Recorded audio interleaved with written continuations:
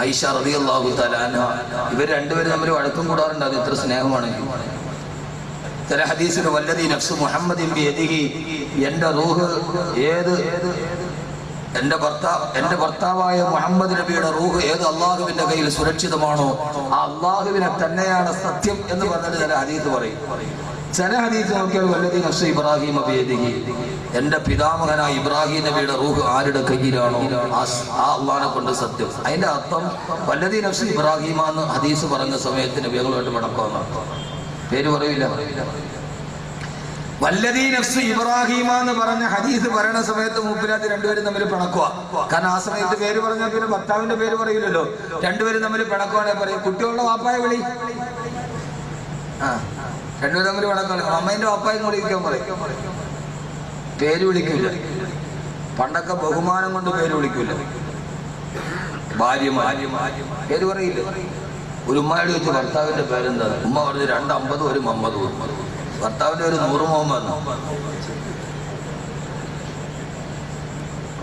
250 100 ഹബീബായ നബി തങ്ങൾ രണ്ടുപേരും തമ്മിലുള്ള പിണക്കം അതിര് കടന്നു. അവസാനം വാപ്പായെ വിളിച്ചു വരുത്തി റസൂലുള്ളാഹി സ്വല്ലല്ലാഹു അലൈഹി വസല്ലം ആയിഷ ബീവിയുടെ വാപ്പായെ അബൂബക്കർ റളിയല്ലാഹു തആല അൻഹുവിനെ ഹാക്കിമായി കൊണ്ടുവന്നു. മകൾക്ക് ഇച്ചിരി പ്രശ്നമുണ്ട്, വരാൻ പറഞ്ഞു. വാപ്പായെ വിളിപ്പിച്ചു. അപ്പൊ നിങ്ങൾ ആലോചിച്ച് നോക്കി, ഭാര്യയുടെ വാപ്പാനെ വിളിപ്പിച്ച് വീട്ടിലേക്ക്. ഇതൊക്കെ മുത്തുനബിയുടെ വീട്ടിൽ നടന്നാണ്.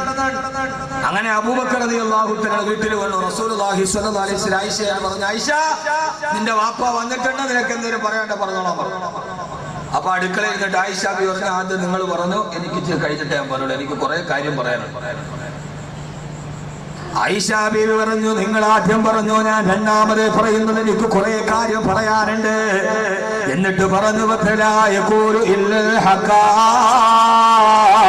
നിങ്ങൾ ആദ്യം പറയുന്നത് കൊള്ളാം, പക്ഷെ എന്നെ കുറിച്ച് വേണ്ടാത്ത കാര്യം എന്റെ വാപ്പായോട് പറയരുത്. ഇല്ലാത്ത കാര്യം നിങ്ങൾ ഇട്ട് പറയരുത് എന്റെ വാപ്പയോട്. ആദ്യം നിങ്ങൾ പറഞ്ഞു നബിയേ. ഇത് കേട്ട അബൂബക്കർ റളിയല്ലാഹു തആല ദേഷ്യം വന്നു. ചാടി എഴുന്നേറ്റ് കൈ നിവർത്തിയിട്ട് ആയിഷ ബീവിയുടെ മുതുകത്തൊരടിയും കൊടുത്തു. ആയിഷ ബീവി പൊട്ടിക്കരഞ്ഞു പോയി. ഭർത്താവിന്റെ മുമ്പിൽ തോറ്റുപോയി. വാപ്പാടെ കയ്യിൽ നിന്ന് മുതുകത്തടിയും കിട്ടി. ഇനി ഭർത്താവിന്റെ മുമ്പിൽ എങ്ങനെയാണ് തലപൊക്കി നിൽക്കുക? നിരാശയും സങ്കടവും കലർന്ന പ്രിയപ്പെട്ട ആയിഷ ബീവി വല്ലാതെ പൊട്ടിക്കരഞ്ഞു പോയി. ജാല്യതയോടെ കരയുമ്പോ ഇത് കണ്ടിട്ട് നബി തങ്ങൾക്ക് സഹിക്കാൻ കഴിഞ്ഞില്ല. എഴുന്നേറ്റ് പൊട്ടിക്കരയുന്ന പ്രിയപ്പെട്ട ഭാര്യയെ തന്റെ റിസാലത്തിന്റെ നെഞ്ചകത്തോട് ചേർത്ത് പിടിച്ചിട്ട് ആ കണ്ണുനീര് തന്റെ കൈ കൊണ്ട് തുടച്ചു മാറ്റിയിട്ട് അല്ലാഹുവിന്റെ റസൂല് ചോദിച്ചു, അബൂബക്കറെ മധ്യസ്ഥത പറയാനല്ലേ നിന്നെ വിളിച്ചത്? എന്റെ ഭാര്യ അടിക്കാൻ നിന്നോട് ആര് പറഞ്ഞു? അബൂബക്കറെ റളിയല്ലാഹു അൻഹു രണ്ടുപേരും തമ്മിൽ ഒന്നായി. അബൂബക്കർ റളിയല്ലാഹു തആല വെളിയിലായി. തന്റെ ഭാര്യയുടെ കണ്ണുനീര് കണ്ടു നിൽക്കാൻ മുത്തുനബിക്ക് കഴിയുന്നില്ല സല്ലല്ലാഹു അലൈഹി വസല്ലം. ഇത്രയേറെ സ്നേഹിച്ച് നടന്ന പ്രിയപ്പെട്ട റസൂലുള്ളാഹിയുടെ പ്രിയപ്പെട്ട ഭാര്യ ആയിഷ റളിയല്ലാഹു അൻഹാ, ഞാൻ എന്റെ വിഷയത്തിന്റെ പ്രധാനപ്പെട്ട ഭാഗം പറഞ്ഞ് പരിസമാപ്തി കൊടുക്കുകയാ. ഈ ആയിഷ ബീവിയെ കുറിച്ചിട്ടാണ് അപവാദമുണ്ടായത്. ഈ ആയിഷ ബീവിയെ കുറിച്ചിട്ടാണ് അപവാദമുണ്ടായത്. ആയിഷ ബീവിയെ കുറിച്ചിട്ട് വ്യഭിചാരത്തിന് അപവാദമുണ്ടായി. പെങ്ങളെ, മുത്തുനബിയുടെ ഭാര്യയെ പോലും വെറുതെ വിടാത്ത സമൂഹമാണ് നമ്മുടെ സമൂഹം. സമുദായ സേവനത്തിന്റെ മൂടുപടമണിഞ്ഞ മലങ്കടികന്മാര് ആയിഷ ബീവിക്കെതിരെ അപവാദം പറഞ്ഞു പരത്തി. ഒത്തിരി ഉണ്ട് പറയാൻ, പക്ഷെ സമയമില്ല. 10-18 ആയത്ത് ആയിഷ ബീവിക്ക് വേണ്ടി ഇറങ്ങിയത്. അപവാദം പറഞ്ഞു പരത്തി. കഥ പറയാൻ സമയം ചുരുക്കി പറയാം. യുദ്ധത്തിന് വേണ്ടി പോയി. ആയിഷ ബീവിയുടെ മാല കളഞ്ഞുപോയി. മലമൂത്ര വിസർജനത്തിന് പോയവരാണ്. ഒട്ടകക്കട്ടിൽ കയറ്റിയിരുത്തും. എന്നിട്ട് സഹാബത്ത് ഒരിടത്തെത്തുമ്പോ താങ്ങി താടി ഇറക്കും. മാറി നിൽക്കും. ആയിഷ ബീവി വെളിയിൽ പോകും. ആവശ്യം കഴിഞ്ഞ് വന്ന് കയറിയിരിക്കും. കട്ടിലെടുത്ത് മോടി വെക്കും. ഒരു മുറൈസി യുദ്ധം കഴിഞ്ഞ് വരുമ്പോ, മുറൈസി യുദ്ധം കഴിഞ്ഞ് വരുമ്പോ കഥ എല്ലാവർക്കും അറിയാം. മൈതാന മധ്യത്ത് കൊണ്ടുപോയി ഇരുത്തി. അവര് മലമൂത്ര വിസർജനത്തിന് വെളിയിൽ പോയി. അവിടെ പോയപ്പോ മാല കളഞ്ഞുപോയി. ആയിഷ ബീവി പേടിച്ചു പറഞ്ഞു. കാരണം ഒന്നാമത് മാല യാത്ര വരുമ്പോ കടവായിട്ട് ഹഫ്സ റളിയല്ലാഹു തആലയുടെ കയ്യിൽ നിന്ന് മേടിച്ചുകൊണ്ട് വന്ന മാല. പാവം. ഒരു സ്വർണ്ണമാല ഇല്ലാത്ത പെണ്ണുങ്ങൾ കല്യാണത്തിന് മുമ്പൊന്നും മേടിച്ചുകൊണ്ട് വരും, വാടകയ്ക്കുണ്ട്. അങ്ങനെ ഹഫ്സാ ബീവിയുടെ കയ്യിൽ നിന്ന് യാത്രയ്ക്ക് പാവം മേടിച്ചുകൊണ്ട് വന്ന മാലയും കൂടെ അതുകൊണ്ട് വെപ്രാളമായി, കരയാൻ തുടങ്ങി. സന്ധ്യയായി, സഹാബത്ത് ആയിഷ ബീവി വന്നില്ല എന്ന് അറിഞ്ഞില്ല. ഒട്ടക്കെട്ടിലെടുത്ത് ഒട്ടകത്തിന്റെ മോളിൽ വെച്ചു, നബി സഹാബത്തും പോയി. ഇനി നിങ്ങൾക്ക് എന്ത് മനസ്സിലായി? എന്ത് മനുഷ്യന്മാരണം. ആയിഷ ബീവിക്ക് വണ്ണം വളരെ കുറവാണ്, വെയിറ്റ് കുറവ്. അല്ലേ പിന്നെ ഒട്ടക്കെട്ടിൽ പൊക്കും പറഞ്ഞൂടെ ഇത് കയറിയില്ല എന്ന് അറിഞ്ഞൂടെ? അപ്പൊ ഇത് ഇരുന്നാലും അറിഞ്ഞൂടെ? അത്രയ്ക്ക് വെയിറ്റ് ഒന്നും നമ്മുടെ റാഫിയെ പോലെ ഒരു 10-250 ഗ്രാമേ ഉള്ളൂ ആകെ. അന്ന് വളരെ എണ്ണം കുറവാണ്. അല്ല നമ്മുടെ പെണ്ണുങ്ങളുമായി നെയ്ക്കുമ്പോഴേക്കൊക്കെ കയ്യും കാര്യം വെച്ചാൽ ഇങ്ങനെ ഇരിക്കുകയല്ല. രാവിലെ വാത് കഴിഞ്ഞൊക്കെ ഞാൻ വീട്ടിലോട്ട് പോണ സമയത്ത് ഒരു 4-5 മണിക്ക് എറണാകുളം എത്തുമ്പോൾ രാവിലെ ഭാര്യ ഭർത്താവും കൂടെ ഓടണമാണ് അവിടെ നിന്ന് ഇങ്ങോട്ട്. കൊളസ്ട്രോള്, പ്രഷർ, ഷുഗർ, എന്തൊരു ഓട്ടം. ഭാര്യ ഭർത്താവും കൂടെ ഓട്ടമാണ്. കാരണം ഡോക്ടർ പറഞ്ഞ് ഉടനെ തട്ടിപ്പോകും. എന്നൊക്കെ ഏറ്റവും നല്ല എക്സസൈസ് സുബഹിക്ക് ബാങ്ക് വിളിക്കുമ്പോ വീട്ടിൽ നിന്ന് എഴുന്നേറ്റ് നടക്ക്, പള്ളിയിലേക്ക് വാ, സുബഹിക്ക് പള്ളിയിൽ വാ, എന്നിട്ട് 2 റക്അത്ത് സുന്നത്ത് നിസ്കരിക്ക്, ഒതുവെടുത്തിട്ട് കയ്യൊക്കെ നന്നായിട്ട് വഴുക്കൊക്കെ മാറ്റിയിട്ട് നേരെ പള്ളിയിലേക്ക് നടന്നു വാ, കയ്യും വീശി നടന്നു വാ, എന്നിട്ട് ഒതുവെടുക്ക്, എന്നിട്ട് കൈ കെട്ടിയിട്ട് ഏതാണ്ട് ഒരു 5 മിനിറ്റ് 90 ഡിഗ്രി ഇങ്ങനെ നിക്ക്, 90 ഡിഗ്രി നേരെ നിക്ക്. കുറച്ച് കഴിയുമ്പോ നേരെ റുക്കൂയിലേക്ക് പോയി 45 ഡിഗ്രി, വീണ്ടും എഴുന്നേറ്റ് 90 ഡിഗ്രി, വീണ്ടും എഴുന്നേറ്റ് നേരെ 0 ഡിഗ്രി സുജൂദിലേക്ക്, പിന്നെ എഴുന്നേറ്റ് വന്നിട്ട് പിന്നെ ഒരു 2 മിനിറ്റ് 90 ഡിഗ്രി, വീണ്ടും 0 ഡിഗ്രിയിലേക്ക്. ആ 0 ഡിഗ്രിയിലാണ് നിന്റെ മസ്തിഷ്കത്തിലേക്ക് രക്തം നന്നായിട്ട് പ്രവഹിക്കുന്നത്. പിന്നെ നേരെ എഴുന്നേറ്റ് ഒരു 5 മിനിറ്റ് 90 ഡിഗ്രി, പിന്നെ ഒരു 45 ഡിഗ്രി, പിന്നെ എഴുന്നേറ്റ് നേരെ 0 ഡിഗ്രി. ലോക ചരിത്രത്തിലെ ഏറ്റവും വലിയ വ്യായാമം നിനക്ക് പഠിപ്പിച്ചു തന്ന അല്ലാഹ്, അത് ചെയ്യാൻ നീ തയ്യാറല്ല. എന്നിട്ട് ഹൈവേയിലൂടെ നീ ടാറിന്റെ വീപ്പ ഉരുട്ടിയത് മാതിരി ഓടുകയാണ്. എന്ത് ബലം! അങ്ങനെ ഓടിയിട്ട് തടി കുറഞ്ഞ ആരാളുള്ളത്? രാവിലെ സുബഹിക്ക് പള്ളി അറിയില്ല. ലോകത്തിലെ ഏറ്റവും വലിയ സമയമില്ല മനുഷ്യന്മാരെല്ലാം അല്ല. ഏറ്റവും നല്ല വ്യായാമം നമസ്കാരം. 90 ഡിഗ്രി, 45 ഡിഗ്രി, പിന്നെ 0 ഡിഗ്രി. നിങ്ങൾ ഡോക്ടർമാരോട് ചോദിക്കും, ട്രെയിനർമാരോട്, ഏറ്റവും നല്ല വ്യായാമകാരം ചെയ്യൂല. ബാക്കിയെല്ലാം നമുക്ക് ഓക്കെ. അല്ല പറഞ്ഞതിൽ മാത്രം നമുക്ക് വിശ്വാസമില്ല. ഇന്നല്ലാഹു ലാ യുഖ്ലിഫുൽ മിആദ്, പടച്ചവൻ പറഞ്ഞത് പാലിക്കുന്ന ആളാണ്. ഏതായാലും ആയിഷ ബീവിക്ക് തടിയില്ലാത്ത ആളാണ്. ചുരുക്കി പറയാൻ നേരെ എടുത്തുകൊണ്ട് പോയി. ആയിഷ റളിയല്ലാഹു തആല ഫാദിലാ സമയത്ത് വരുമ്പോ അള്ളാന്റെ റസൂല് സഹാബത്തും മദീനയിലേക്ക് പോയി കഴിഞ്ഞു. ആരുമില്ലാതെ മരുഭൂമിയിൽ കാത്തു നിൽക്കുമ്പോ ഏറ്റവും പുറകിൽ വരുന്ന സഹാബിയാണ് സഫ്വാൻ റളിയല്ലാഹു അൻഹു. ഒട്ടകപ്പുറത്ത് സഫ്വാൻ റളിയല്ലാഹു തആല വരുമ്പോ ബഹുമാനപ്പെട്ട ആയിഷ ബീവി ഇരിക്കുകയാ. കണ്ട ഉടനെ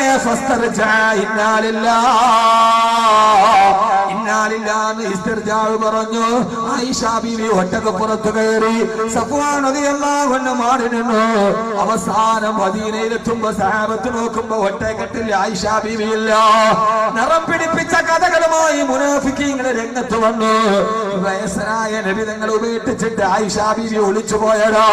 അല്ലെങ്കിൽ ആയിഷ എവിടെ പോയി? അവസർപ്പക കഥകളെ വെല്ലുന്ന അപവാദങ്ങൾ മദീനയിൽ കൊടുമ്പിരി കൊള്ളുമ്പോഴോ പിറ്റേ ദിവസം 2 ദിവസം കഴിയുമ്പോ സഫ്വാൻ റളിയല്ലാഹു തആല വന്ന സുമകനായ സഹാബിയുടെ ഒട്ടകപ്പുറത്ത് ആയിഷ ബീവി കടന്നു വരിക. ഇനി സാഹചര്യ തെളിവ് വേണോ? ഒരു യുവാവായ സഫ്വാന്റെ കൂടെ ആയിഷ ബീവി വന്നപ്പോ അന്നേ കാലത്തെ സമൂഹ സേവനത്തിന്റെ മൂടുപടമണിഞ്ഞ മലങ്കടുകന്മാർ അപവാദം പറഞ്ഞു പറത്തിയിട്ട് സഫ്വാൻ റളിയല്ലാഹു തആലയെ ചേർത്തു. ആയിഷ ബീവിക്കെതിരെ അപവാദം പറയാ. എന്റെ പ്രിയപ്പെട്ട പെങ്ങളെ, ഇതേവരെ ഞാൻ പറഞ്ഞതൊക്കെ പച്ചയായ ജീവിതത്തിലൊരു പച്ചപ്പെണ്ണ് ഏതൊക്കെ പ്രതിസന്ധികളെ അഭിമുഖീകരിക്കേണ്ടി വരുമോ അതെല്ലാം അഭിമുഖീകരിച്ച പെണ്ണാ ആയിഷത്തു സിദ്ദീഖ റളിയല്ലാഹു തആല അൻഹാ. അവസാനം ഏതുവരെ നബി തങ്ങളുടെ സഹാബത്ത് പോലും ഈ കഥ വിശ്വസിച്ചു പോയി. ബിലാൽ റളിയല്ലാഹു തആല അടക്കമുള്ള ഹസ്സാൻ റളിയല്ലാഹു അൻഹു അടക്കമുള്ള സഹാബത്തും വിശ്വസിച്ചു. ഹഫ്സാ ബീവിയുടെ സഹോദരി അംന ബിൻത് ജഹ്ഷ് റളിയല്ലാഹു തആല അടക്കമുള്ള സൈനബ് റളിയല്ലാഹു അൻഹയുടെ സഹോദരി ഹംന റളിയല്ലാഹു തആല അടക്കമുള്ള സഹാബിയത്തുകളായ പെണ്ണുങ്ങളും വിശ്വസിച്ചു പോയി. പക്ഷേ ആയിഷ ബീവി ഇതൊന്നും അറിയുന്നില്ല. നബി തങ്ങളുടെ മനസ്സ് കൊണ്ടുപോയി താരേറ്റവും സ്നേഹിച്ച ആയിഷ അവൾക്കെതിരെ അപവാദ തെളിവ് കണ്ടപ്പോ അല്ലാഹുവിന്റെ റസൂൽ പറഞ്ഞു, ആയിഷ നീ നിന്റെ വീട്ടിലേക്ക് പോയിക്കോ ആയിഷ. ഒരു പ്രശ്നമുണ്ടാകുമ്പോ വീട്ടിലേക്ക് പറഞ്ഞു വിടുന്നത് പോലെ ആയിഷ ബീവി വീട്ടിലായി. അവരെല്ലാവരും വാപ്പയും ഉമ്മയും ഒക്കെ ആയിഷ ബീവിയെ കുറ്റപ്പെടുത്തുന്നുണ്ട്. പക്ഷെ അപ്പോഴും ആയിഷ ബീവിക്ക് ഗതിയറിയില്ല. പാതിരാ സമയത്ത് അബൂബക്കർ റളിയല്ലാഹു അൻഹു വേണ്ടി വേലക്കാരനായ അബൂബക്കർ റളിയല്ലാഹു തആല മോചിപ്പിച്ച അടിമ മിസ്തഖ് റളിയല്ലാഹു തആല പോലും ഈ അപവാദം പ്രചരിപ്പിച്ചു. ആയിഷ ബീവിയുടെ വീട്ടിലെ വേലക്കാരൻ പോലും വിശ്വസിച്ചു പോയി. രാത്രിയിൽ പ്രാഥമിക ആവശ്യത്തിന് ആയിഷ ബീവി രാത്രിയിൽ ഇറങ്ങുമ്പോ ഹബീബായ നബി തങ്ങൾ മനസ്സ് ദുഃഖിച്ചിട്ട് പള്ളിയിൽ കിടക്കുകയോ. എന്റെ ആയിഷ, എന്റെ ആയിഷ, സ്നേഹത്തിന്റെ നറുമന്ത്രത്തിന്റെ ഇടയിൽ വിരകത്തിന്റെ മാറാപ്പ് വേറി ആ നവദമ്പതികൾ ഒരു പുരുഷൻ അനുഭവിക്കേണ്ട മനോവേദന മുഴുവനും അനുഭവിച്ച നബിയെ സലാം ജിസ്തകർമേ ചാന്ദി തീന സൊനാത.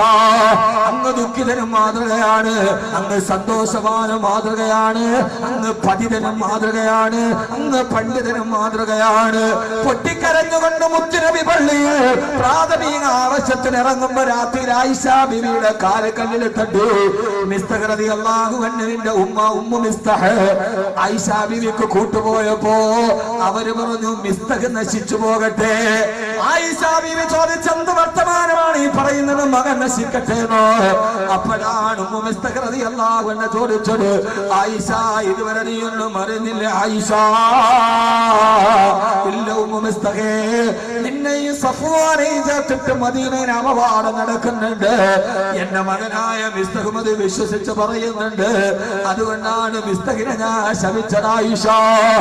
ആ സംഭവം പിന്നീട് ആയിഷയുടെ വാക്കുകളിൽ കാണാ.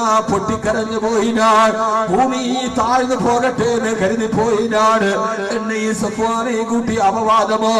അതുകൊണ്ടാണോ മുത്തുനബി എന്നെ വീട്ടിൽ കൊണ്ടുപോയി വിട്ടത്? തന്റെ പ്രിയപ്പെട്ട ഉപ്പാന്റെ അടുക്കൽ പോയിട്ട് പറഞ്ഞു, ഉപ്പാ ആയിഷ തെറ്റ് ചെയ്തിട്ടില്ല ഉപ്പാ. മോളെ നീ എന്റെ റസൂലിനെ വേദനിപ്പിച്ചല്ലോ. ഉമ്മാന്റെ അടുക്കൽ പോയിട്ട് പറഞ്ഞു, ഉമ്മ ആയിഷ തെറ്റ് ചെയ്തിട്ടില്ല, ആയിഷ പതിവ്രതയാണ്, ചാരിത്ര ശുദ്ധിയുള്ളവളാ. ഉമ്മ പറഞ്ഞതിന്റെ ഒരു നശിച്ച മാല, ആ മാലയാണ് ഇത്രയും വലിയ പ്രശ്നമുണ്ടായത്. വാപ്പയും ഉമ്മയും എന്നെ ആട്ടിയറ കുടിക്കുമ്പോ ആയിഷ ബീവി പറയാ, പെങ്ങളെ ഒരു ആയിഷയാവുക. ഇവിടെ നിന്ന് ഞാൻ തിരിച്ചു പോയാലും ജീവിതത്തിന്റെ ഏത് ഒറ്റപ്പെടലിന്റെ വേദന നിന്നെ വേട്ടയാടിയാലും ചരിത്രത്തിന്റെ ഒരു ആയിഷയായി മാറാ. ആയിഷ ബീവി പറയാ, പിന്നെ എനിക്ക് എന്റെ ആശ്രയം എന്റെ അല്ലാഹ്, എന്റെ അല്ലാഹ്. അവനല്ലേ എന്റെ രാജാവ്, അവനല്ലേ എന്റെ ദാതാവ്, അവനല്ലേ എന്റെ റാസിഖ്, അവനല്ലേ എന്റെ കണ്ണുനീരറിയുന്നവര്, അവനാണല്ലേ എനിക്ക് പറയാനുള്ളവര്. ആയിഷ ബീവി പറഞ്ഞു, പണച്ചറപ്പിലേക്ക് പൊട്ടിക്കരഞ്ഞിട്ട് എന്റെ കൈനാറിയെത്തിയിട്ട് അല്ലാഹുവിനോട് ദുആ ചെയ്തപ്പോ പാതിരാ സമയത്ത് ആകാശലോകത്തു നിന്ന് ദിവ്യബോധനത്തിന്റെ വെളിപാടുമായി റൂഹുൽ അമീൻ മലക്ക് ജിബ്രീൽ അലൈഹിസ്സലാത്തു വസ്സലാം ആയിഷ റളിയല്ലാഹു അൻഹയുടെ നിരപരാധിത്വം വ്യക്തമാക്കിക്കൊണ്ട് ഖുർആനിൽ ആയത്തിറങ്ങി. നബിയേ, ഇന്നല്ലദീന ജാഊ ബിൽ ഇഫ്കി ഉസ്ബത്തും മിൻകും ലാ തഹ്സബൂഹു ശർറൻ ലക്കും ബൽ ഹുവ ഖൈറുൻ ലക്കും ലികുല്ലി ഇംരിഇൻ മിൻഹും മക്തസബ മിനൽ ഇൽമി വല്ലദീ തവല്ലാ കിബ്റുഹു മിൻഹും ലഹും അദാബുൻ അലീം. നബി അങ്ങയുടെ ഭാര്യ ആയിഷ നിരപരാധിയാണ്. നബിയെ, ആയിഷയെ കുറിച്ച് അപവാദം പറഞ്ഞവർക്ക് പരലോകത്തെ ശിക്ഷയുണ്ടോ? 7ഓളം ആയത്തുകൾ തിരുതരായി ഇറങ്ങിയപ്പോ ആയിഷയുടെ കണ്ണുനീര് കവിൾത്തടത്തിലൂടെ തടം തന്നെയാ തുടങ്ങിയപ്പോ പടച്ചിറപ്പിന്റെ ദർബാറ ചലിപ്പിച്ചുണ്ട് 7 ആയത്തുകൾ പരസ്യമായിട്ടിറങ്ങി. ഈ ആയത്തിറങ്ങിയ ഉടനെ ആയിഷ ബീവി പറയാന്ന്, മദീനയിലും മഴ പെയ്ത് ഇടിവെട്ടി 2 മഴയാ. ഒന്ന് മദീനയുടെ പശ്ചിമ ചക്രവാളത്തിലും മഴ പെയ്തിട്ട് മദീനയുടെ പാടശേഖരങ്ങളിലൂടെ മലഞ്ചെരുവുകളിലൂടെ വെള്ളം തടം തള്ളിയാ തുടങ്ങി. ഒന്നെന്റെ കണ്ണുനീർ മഴയാ, എന്റെ കവിൾത്തടത്തിലൂടെ അന്ന് കണ്ണുനീരിന്റെ പേമാര് പെയ്തൊടുങ്ങി. എന്റെ കണ്ണുനീർ എന്റെ റബ്ബ് കണ്ടു. ആകാശത്ത് നിന്ന് ആയത്തിറങ്ങി. സൂറത്തുൻ നൂറിൽ ഇപ്പോഴും ഈ ആയത്തുണ്ട്. ഈ ആയത്തിറങ്ങിയ ഉടനെ അല്ലാഹുവിന്റെ റസൂലോട് ചെന്ന് ആയിഷ ബീവിയെ കാണാൻ എത്ര ദിവസമായിട്ട് മാറി നിൽക്കുകയോ. അവിടെ വാതിൽപ്പടിയിലേക്ക് പോയപ്പോ അബൂബക്കർ റളിയല്ലാഹു അൻഹുവിന് സന്തോഷമായി. തന്റെ മോളുടെ പരിശുദ്ധിയാണല്ലോ. ഉമ്മു റൂമാൻ എന്ന പ്രിയപ്പെട്ട ഉമ്മാക്ക് സന്തോഷമായി. ഓടി വന്നിട്ട് പറഞ്ഞു, മോളെ ആയിഷ, നിനക്ക് വേണ്ടി ആയത്തിറങ്ങി മോളെ. ആയിഷ റളിയല്ലാഹു തആല നേരെ സുജൂദിലേക്ക് വീണു. എന്റെ ചാരിത്ര ശുദ്ധിയെ ലോകത്തിന് പഠിപ്പിച്ചു കൊടുത്ത അഗ്നിശുദ്ധി വരുത്തിയതുപോലെ പാതിവൃത്യത്തിലേക്ക് തിരിച്ചു വരുമ്പോ പൊട്ടിക്കരന്നുകൊണ്ട് ആയിഷ ബീവി സുജൂദിൽ വീണിട്ട് പൊട്ടിക്കരയാ. ഉമ്മ വന്നിട്ട് പറഞ്ഞു, മോളെ അല്ലാഹുക്ക് ശുക്ർ ചെയ്ത് സുജൂദിൽ കിടക്കുമ്പോ ഉമ്മ വന്നിട്ട് പറഞ്ഞു, മോളെ റസൂലുള്ളാഹി സ്വല്ലല്ലാഹു അലൈഹി വസല്ലം വന്നു നിൽപ്പുണ്ട്. ഓടിച്ചെന്ന് റസൂലുള്ളാഹിനോട് നന്ദി പറയും മോളെ. ആ സമയത്താണ് ഒരു പെണ്ണിന്റെ സ്വഭാവം ആയിഷ ബീവി കാണിച്ചത്. ഉമ്മാനോടും വാപ്പാനോടും പറഞ്ഞു, എനിക്കൊരാളോട് നന്ദി കാണിക്കേണ്ട കാര്യമില്ല. എനിക്ക് നന്ദി പറയേണ്ടത് എനിക്കെന്റെ റബ്ബിനോടാ. എന്റെ റബ്ബിനോടല്ലാതെ വേറൊരാളോട് നന്ദി പറയേണ്ട കാര്യം എനിക്ക് കാര്യത്തിലില്ല. പട്ടിണിയിലും പരിവട്ടത്തില് ശരീരത്തിൽ കെട്ടിപ്പിടിച്ച് കിടന്നിട്ട് എന്റെ റസൂല് പോലും എന്നെ കുറച്ച് ദിവസത്തേക്ക് മാറ്റി നിർത്തിയില്ലേ. എനിക്കെന്റെ നന്ദി എന്റെ റബ്ബിനോട് പറഞ്ഞാ മതി, അല്ലാതെ എനിക്കാരോടും പറയേണ്ട കാര്യമില്ലെന്ന് സ്ത്രീയുടെ സ്വതസിദ്ധമായ ശൈലിയിൽ പ്രതികരിച്ചു സയ്യിദത്തുനാ ആയിഷ റളിയല്ലാഹു തആല അൻഹാ.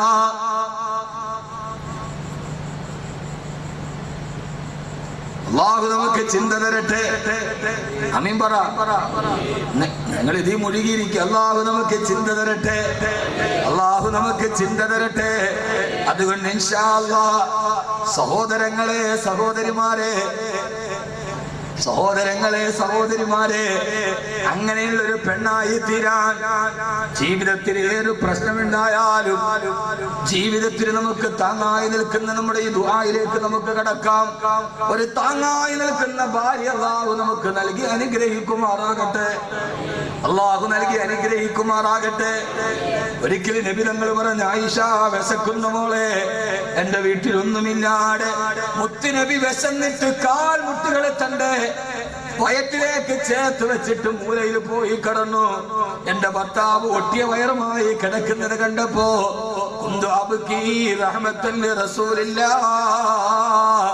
ഞാൻ വാതിൽപ്പടിയിൽ നിന്ന് പൊട്ടിക്കരഞ്ഞു പോയി. അപ്പോഴാണ് ഞാൻ ഓർത്തത്, ഭക്ഷണമല്ലേ കൊടുക്കാതുള്ളൂ, സ്നേഹം കൊടുക്കാൻ പിശിക്കില്ലല്ലോ. ഞാൻ നേരെ നടന്നുപോയി. മയങ്ങിക്കിടക്കുന്ന എന്റെ ഭർത്താവിന്റെ ചാരത്തിരുന്ന് ജലസ്തുയന്തഹു, ഞാൻ എന്റെ ഭർത്താവിന്റെ അടുക്കയിരുന്നിട്ട് എന്റെ വലത്തെ കൈകൊണ്ട് എന്റെ ഭർത്താവിന്റെ ഒട്ടിക്കിടക്കുന്ന വയറ്റിന് ഞാൻ തലോടി കൊടുത്തു. ഞെട്ടിയെഴുതേറ്റ നബി തങ്ങൾ ചോദിച്ചു, എന്തേ ആയിഷ, സഹിക്കാൻ കഴിയുന്നില്ല നബിയേ? പേടിക്കണ്ട മോളെ, നാളെ സ്വർഗത്തിന്റെ സ്വർണ്ണക്കട്ടിലിരിക്കാൻ പടച്ച റബ്ബ് നമുക്ക് അവസരം തരും. അവിടെ വിശപ്പില്ലല്ലോ എന്ന് തന്റെ ഭാര്യയുടെ കൈ പിടിച്ചിട്ട് ആശ്വസിപ്പിച്ചു സയ്യിദുനാ റസൂലുള്ളാഹി സ്വല്ലല്ലാഹു അലൈഹി വസല്ലം. അല്ലാഹു നമ്മളെല്ലാവരെയും ഭാര്യയോടത്ത് മക്കളോടത്ത് അല്ലാഹു സ്വർഗത്തിലെത്തിക്കുമാറാകട്ടെ. വളരെ നൈമിഷികമാണ് ജീവിതം. ഭാര്യ നഷ്ടപ്പെട്ടു പോയാൽ, മിനിങ്ങാന് തമിഴ്നാട്ടിലൊരു അപകടം നടന്നു. 9 മലയാളികളാണ് മരിച്ചുപോയത്. തിരുവനന്തപുരം വിഴിഞ്ഞെടുത്തുള്ള 2 ക്രൈസ്തവ സഹോദരങ്ങൾ മരിച്ചിട്ടുണ്ട്, ഭാര്യയും ഭർത്താവും. 7 വർഷം അവർ ഒരേ നാട്ടുകാർ, 7 വർഷം പരസ്പരം ഇഷ്ടപ്പെട്ട് ദാരിദ്ര്യകാലത്താല് കല്യാണം കഴിക്കാതെ 7 വർഷം അവർ ഇഷ്ടത്തിൽ നിന്നു. അയാ ചെറുപ്പക്കാരൻ ഗൾഫിൽ പോയി. അവൻ കല്യാണത്തിന് ഡേറ്റ് വെച്ച് 7 വർഷത്തെ പ്രണയ പൂർത്തീകരണത്തിന് വേണ്ടി നാട്ടിൽ വന്നു. കല്യാണം കഴിച്ചു. 7ാമത്തെ ദിവസം ദൈവത്തിനെ പ്രീതിപ്പെടുത്താൻ വേളാങ്കണ്ണിക്ക് പോയതാണ്. തിരിച്ചു വന്നപ്പോ 7 വർഷത്തെ പ്രണയം കഴിഞ്ഞ് കല്യാണം കഴിഞ്ഞ് 7ാമത്തെ ദിവസം വേളാങ്കണ്ണിയിൽ പോയി തിരിച്ചു വരുമ്പോ അപകടം നടന്നു. 7ാമത്തെ ദിവസം 7 ദിവസം മുമ്പ് മിന്നുകെട്ടിയ പള്ളിയിലേക്ക് 7ാമത്തെ ദിവസം അവരുടെ രണ്ടുപേരുടെ ഈ ചേതനയറ്റ ശവശരീരം കൊണ്ടുവന്നു. ഈ കഴിഞ്ഞ ദിവസം ഇതാണ് ജീവിതം. 7 വർഷം സ്നേഹിച്ചവർക്ക് 7 ദിവസം ഒരിച്ചു ജീവിക്കാൻ കഴിഞ്ഞില്ലെങ്കിൽ ഭാര്യയെ വിട്ട് ഭർത്താവ് പോകുമ്പോ, ഭർത്താവിനെ വിട്ട് ഭാര്യ പോകുമ്പോ, പൊന്നു സഹോദരങ്ങളെ, ജീവിതത്തിന്റെ പ്രതീക്ഷ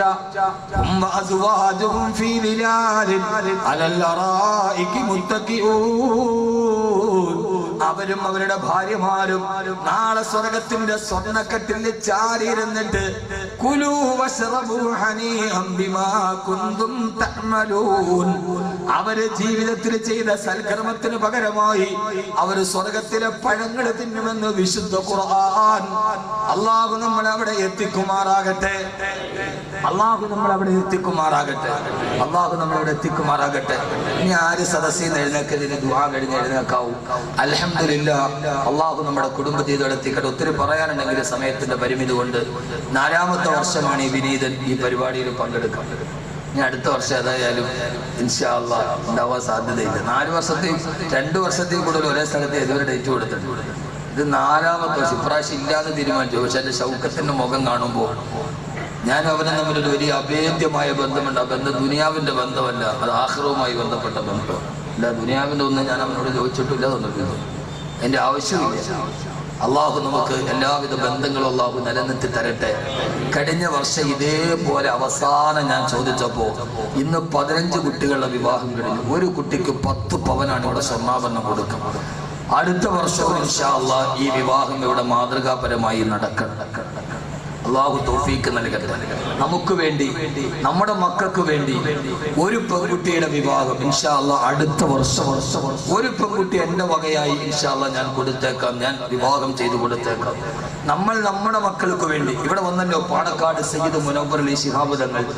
ആരാണത്? മുനവ്വർ അലി ശിഹാബ് തങ്ങൾ എഴുതുന്നുണ്ട്, കൊടപ്പനക്കൽ തറവാടിലെ ചാരുകസേരയിൽ ചാരിയിരിക്കും എന്റെ വാപ്പ സയ്യിദ് മുഹമ്മദ് അലി ശിഹാബ് തങ്ങൾ. കുടുംബത്തിൽ ഞങ്ങൾക്ക് വാത്സല്യം നൽകാൻ സമയം ഉണ്ടായിട്ടില്ല, ഞങ്ങൾ നോക്കാൻ സമയം ഉണ്ടായിട്ടില്ല. പക്ഷേ ആ സമയത്തും മഗ്രിബ് കഴിഞ്ഞ് വീട്ടിലോട്ട് വരുമ്പോ യാസീൻ ഓതാതെ ഞങ്ങളുടെ ഉമ്മ ഞങ്ങൾക്ക് ഭക്ഷണം നൽകിയിട്ടില്ല. വാപ്പയുടെ തിരക്കിലും ഞങ്ങളെ വളർത്തിക്കൊണ്ടുവന്ന ഞങ്ങളുടെ വീട്ടിന്റെ അകത്തെ ഉമ്മയാണെന്ന് സയ്യിദ് മുനവ്വർ അലി ശിഹാബ് തങ്ങൾ. മഹാന്മാരാണവർ, സയ്യിദന്മാർ. വിലമതിക്കാൻ കഴിയാത്ത മുത്തുകളാണ് നമ്മുടെ നാട്ടിലേക്ക് ഇന്ന് കടന്നു വന്നത്. യഥാവിധി സ്വീകരിക്കാൻ കഴിഞ്ഞില്ലയോ എന്ന് നമ്മളൊരു ആത്മവിചിന്തനം നടത്തും. അവർ വിലമതിക്കാൻ കഴിയാത്ത കൂട്ടായി കടപ്പുറത്ത് പട്ടിണി വന്നപ്പോ ഇന്ന് പാണക്കാട് തങ്ങൾ ഒരു പിടി ചോറ് കടലിലേക്ക് ഇട്ടാൽ ആ ഒരു പിടി ചോറിൽ ആയിരക്കണക്കിന് മത്സ്യങ്ങൾ വന്നു ചേരും. അവിടെ ഇന്നും അതൊരു ദിവസം പോലും ഇല്ലാതെ കൂട്ടിലങ്ങാടി കടപ്പുറത്ത് നടക്കുന്നു. അത്രയേറെ കൈകൾക്ക് പറക്കമുള്ള ആ മഹാന്മാർ, അള്ളാഹു അവരെ ഇവിടെ കിട്ടിയത് തന്നെ വലിയൊരു ഭാഗ്യമാണ്. അള്ളാഹു സ്വീകരിക്കുമാറാകട്ടെ, അള്ളാഹു സ്വീകരിക്കുമാറാകട്ടെ. അവര് കാർമ്മികത്വം വഹിച്ച ഷൗക്കത്ത് റാഫി ഇവിടെ എന്നോട് വന്നിട്ട് പറഞ്ഞു, നിക്കാഹിന് കാർമ്മികത്വം വഹിക്കാൻ തങ്ങളെ വേണം. ഞാൻ മുറപോലെ തങ്ങളെ വിളിച്ചോട്ട് വേണം, 2 സുഹൃത്തുക്കൾ വരുന്നുണ്ട്, വരണം. ഒന്നും പറഞ്ഞില്ല തങ്ങൾ.